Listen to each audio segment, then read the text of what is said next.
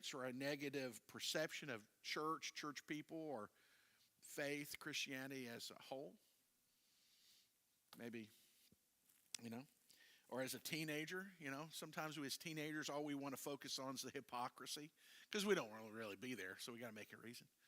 But we could be affected by many things. I guess I don't need that there.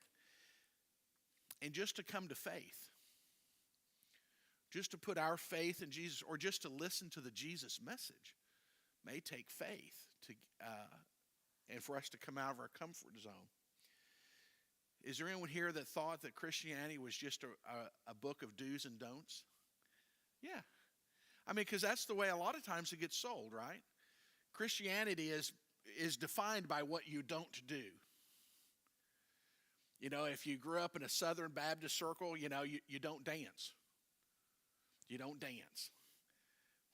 I remember telling my pastor one time years ago, I said, listen, it's not what they do when they dance that's the problem. It's what happens when they stop dancing that could be the problem. But we oftentimes find people defining or perceiving, or even sometimes the believers defining Christianity by what we don't do, when true faith is defined by what we do. And we do it, how long that we do it, and for whom that we do it. So when we hear the phrase comfort zone, what do you think of? What's the first picture that comes up on your monitor? A couch? Okay. Now, are you a ottoman type couch guy? Okay. Kick it back. Okay. Somebody else. When you hear comfort zone, what comes to mind?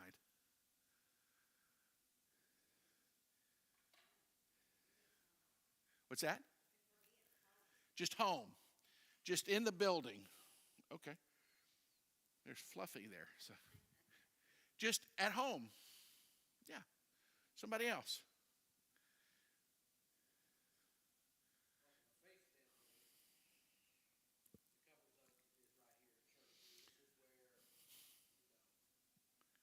Yeah, it's home. Yeah, absolutely. Yeah, I'm sorry. Okay. Reading your Bible. Yeah. So when we hear the phrase comfort zone, that is a good thing, isn't it? It's good to be comfortable. It's desired to be comfortable. It is productive to be comfortable. How many of you don't rest enough? Huh? I had a wise person once telling me is that if you don't give your body what it needs, it'll take it. And it won't ask your permission. So the Wednesday preceding the snow event recently, I just had a day. And I mentioned it, I think Wednesday night. I just wanted to go. I was ready to go home and go to bed. And then I pick up my cell phone and I look. And it's 4:00 in the afternoon. And I'm thinking, surely this is a joke. But it was no joke. So all of the beautiful snow, it didn't happen to me, so it's not real. But the comfort zone is a place of benefit, but it can also be a place of detriment. The challenge that we face is if we get into a place and we stay there, we may miss opportunities or unfulfilled responsibilities in that. And we mentioned Sunday, I mentioned Newton's law of motion. A thing that is at rest tends to stay at rest, or a thing in motion tends to stay in motion. The at rest is unless a force, or I just also included a choice, makes the change. Something has to push us out of our comfort zone to do something. And that's true for us in faith. What's something that scares you about faith? If you were to stand before God and you say, God, I'll do anything and I'll go anywhere, what scares you the most that he might ask you to do? That we're not good enough. Okay, yeah, absolutely. An inferiority complex. Absolutely. I keep thinking one of these days this church is going to wake up and realize we need to rethink this. 19 years later. 19 years later. I still feel that way. And I know it's my own insecurities and things, but it's true. Yeah. What else? How many of you would be afraid to stand before the Lord and say, Lord, send me any in the world and I'll go? Except a grass hut in Africa. Everybody doesn't want to go to the hut in Africa, right? And so, yeah, it's fun. I'm telling you, it'll take you places. But without faith, it's impossible to please God. Well, faith is the cornerstone and the foundation of our salvation. But if we want to have not only the life God intends for us, but also what God intends for us to be a part of, we have to be willing to move beyond our comfort zone. And so I've got 3 quick areas here I want to hit for us. The first is the fear of the unknown, the loss of the familiar, and the initial discomfort. Change is always uncomfortable. I mentioned to you, I think it was last week, my car, Pearl. I'm not obsessed, but we have a very close relationship. I think I'm going to have to depart from Pearl. And I'm going to tell you, it's hard for me. I'm literally having to process through this. We could. She's been good. Every car I've owned, let me think about this. I think pretty safe in this. Every car I've ever owned had to be taken from me, whether by car accident or mechanical failure. I've just never. I'm weird. But our initial discomfort, we have an uncertainty. Stepping into uncharted territory can evoke anxiety about what lies ahead. That can keep us where we are. We don't know what's ahead of us. And sometimes, is it easier or is it less easy to know? If anyone ever asked you, if you knew how, when, where you were going to step from this life into glory, would you want to know? No. Why? Because that knowledge would bring more anxiety than, With the risk of failure, that keeps us from sometimes getting out of it. I don't like to fail. I don't like to fail. Fail's a teaching opportunity. I get it, but I don't like to be taught in that manner. But the fear of failure, especially when we're talking about a spiritual realm. I don't want to fail my Heavenly Father. And here's the thing. Do we fail? We do. Unfortunately, it's a part of the process. Unfortunately, it's a part of the human experience. But here's the thing. I try to practice this. It's better to fail forward than to fail not to try. And that's a tough lesson, right? Because, and our emotional comfort, sometimes the emotional comfort or lack thereof. How about this? Attachment to routine. Do we have any routine people? You like routine. You find comfort in it. Yeah? There's something nice and orderly, right? And my bride and I are a little opposite in that way. I'm OCD-ish. Now I realize it was only 2 degrees, but it was 2 degrees. And so in my world, there's a little bit of this. In my bride's world,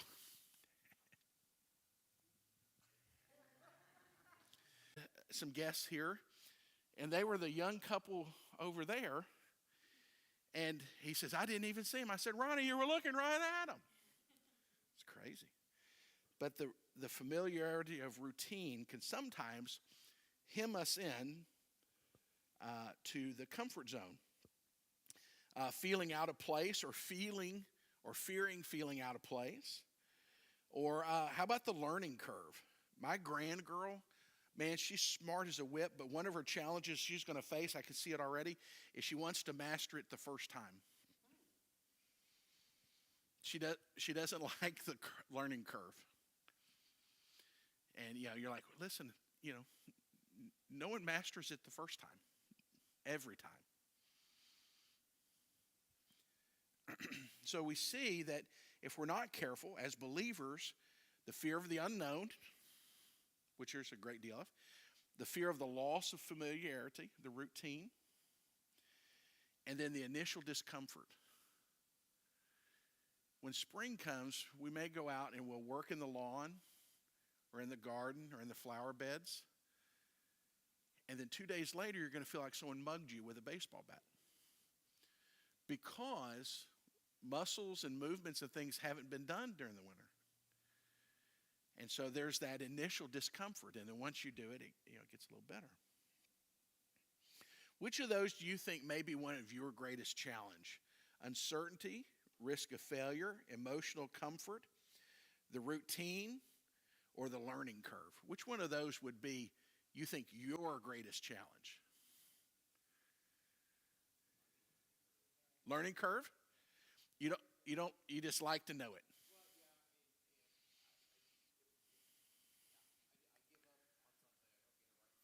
Okay.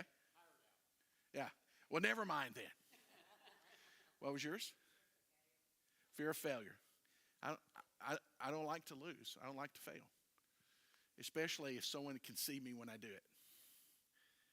Or if I'm letting someone else down. Somebody else? Which of that would be your greatest challenge?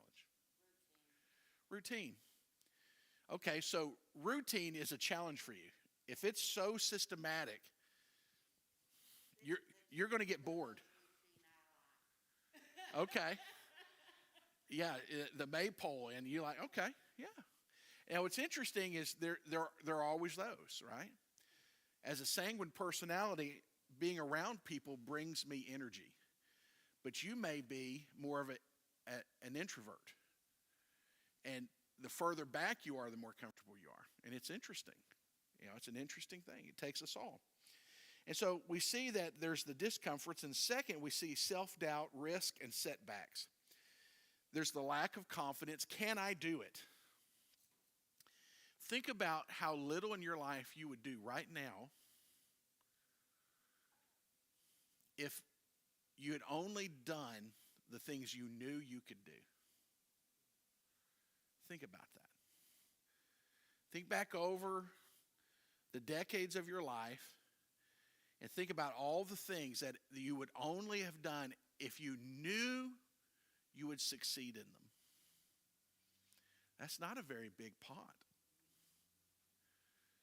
Why? Because we can fail in the smallest of things, but the confidence or doubting our ability to adapt, to overcome, and to succeed in a new environment can be catastrophic. But the thing is everything that we do not have mastered falls into that category. One of the interesting things about the youngers right now is, they grew up in a different time with different things, right? You can get a room full of youngers and they will text each other instead of talking to each other, right? Okay. So there's I can't remember the phrase, but there's this high anxiety. A lot of youngers don't go out to eat, not because they can't afford it. It's the pressure of the decision of what to get.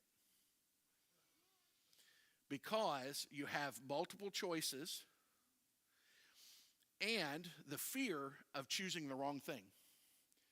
Now, as we sit here, you may be going, those people are crazy. Let me ask you this. How often do you get something different than what you know that you like? Right? You walk in. How many of you have said this? Don't need it. Don't need the menu. You know why? Because this is what we fall into. You go to your favorite restaurant, and if you don't order your favorite meal, you have this fear that, well, if I get this instead of that and I don't like this, well, then I've wasted a trip. Right?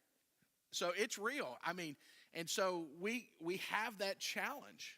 And we have to understand that a lack of confidence is a real thing, but our opportunity is to say, Lord, give me confidence to do this. And then we have our comparison to others. Comparison. Oh,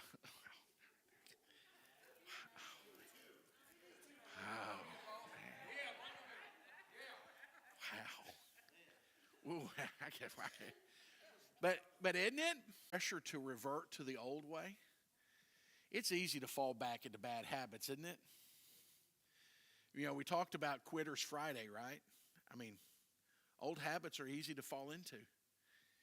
And there's a pressure. Yeah, I joke about it, but, you know, I got saved and, you know, my parents were like, well, okay, you know, I mean, you know, they weren't down on it, but they weren't fully down on it, you know, and or with it. And then when God called me to the ministry, I couldn't articulate it any very well. I just knew that God wanted it all. The truth is I didn't know what it really meant. I just knew in my mind, I saw this contract, and in my mind, it's like the old ones, like, you know, like the Declaration of Independence is on. You know, like God goes, you know, hear ye, I want it all. That's as simple as I can explain it to you. And all I knew was everything I'd had before then, everything I'd produced before then, And I was like, okay, Lord.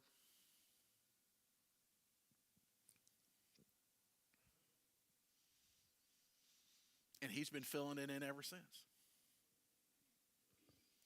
But there was the pressure to revert back to my parents thought eventually I'd get over it. I mean, come on. When your son, who is the black sheep, your son, who is the grease and the hinge and the pin, says, oh, I believe in Jesus and I'm going to be a pastor.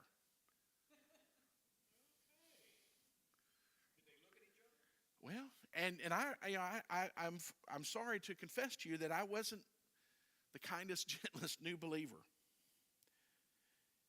Social pushback, sometimes not everyone believes where we are and what we're doing. Thirdly, real quick, there's identifying challenges and overcoming. If we're going to move out of the comfort zone, sometimes it means we have to redefine ourselves. Leaving the comfort zone often involves personal growth, which can feel like losing a part of who you were.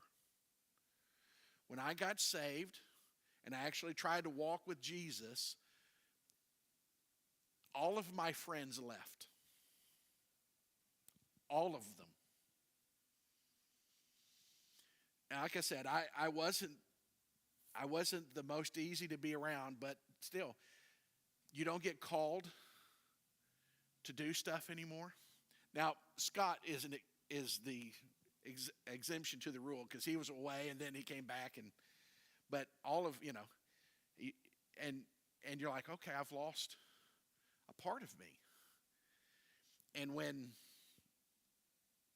But you redefine yourself of who you're becoming instead of who you were. And that's uncomfortable sometimes. It hurts sometimes. But it's always worth it. Facing hidden weaknesses. See, the weak spots in your armor, you know where they are. And it's hard to reconcile that. It's hard to face those things. And then to allow the Lord to work on them, because to face our weaknesses means there's going to be discomfort in the forge. To focus on growth, we don't grow unless we're into. What's the old adage? You miss everything that you don't aim at. If we don't purpose to grow, we're not going to grow. We have to focus on that. We have to be willing to take small steps. Grandiose actions are good, but they don't last. It's the small, intentional, consistent, and persistent steps that in time, you know, my bride and I, 35 plus years of marriage.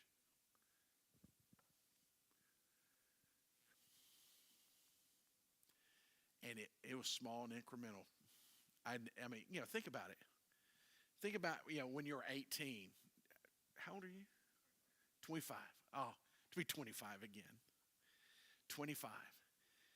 Think about when we were 25. How different was the world for us at 25? You were married already at 25. I was married at 25. 5, like a prison sentence. I mean, I was 5 years in.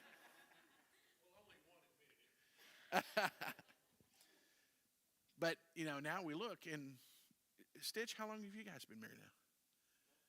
You guys had the most spectacular wedding ever, especially the clergy. I'm telling you, after the bride and the groom, there was the clergy.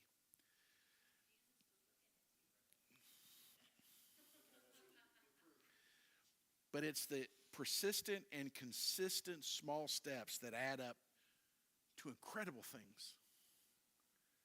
We have to be willing to do that if we're going to move outside of our comfort zone. We need to seek support. God never intended us to do it together.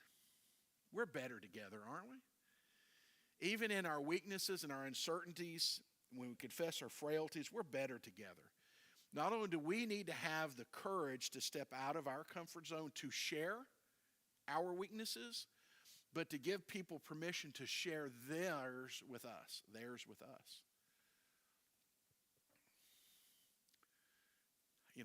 I want to be a person that people can feel safe in sharing things.